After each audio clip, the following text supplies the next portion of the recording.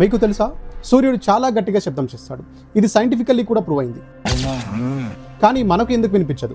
దీని వెనక ఉన్న సైంటిఫిక్ రీజన్ నేను మీకు చెప్తా, వినండి.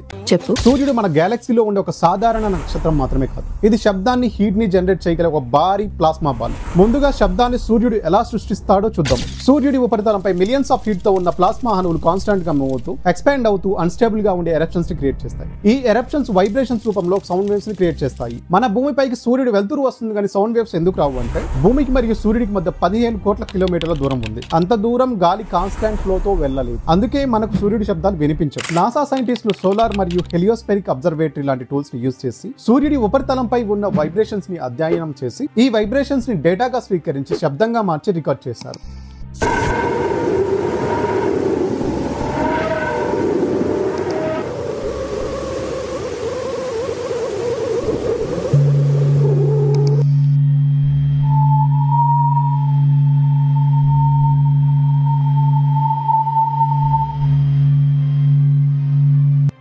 మీరు నిజంగానే ఈ వీడియోతో కొత్త విషయం తెలుసుకున్నట్లు అనిపిస్తే ఈ వీడియోని లైక్ చేయండి. మరిన్ని ఇలాంటి ఇన్ఫర్మేటివ్ వీడియోస్ కోసం మన ఛానల్ని సబ్స్క్రైబ్ చేయండి. ఇలాంటి చాలా ఉన్నాయి ఇంకా. అండ్ ఈ వీడియోపై మీ అభిప్రాయాన్ని కామెంట్లో తెలియజేయండి.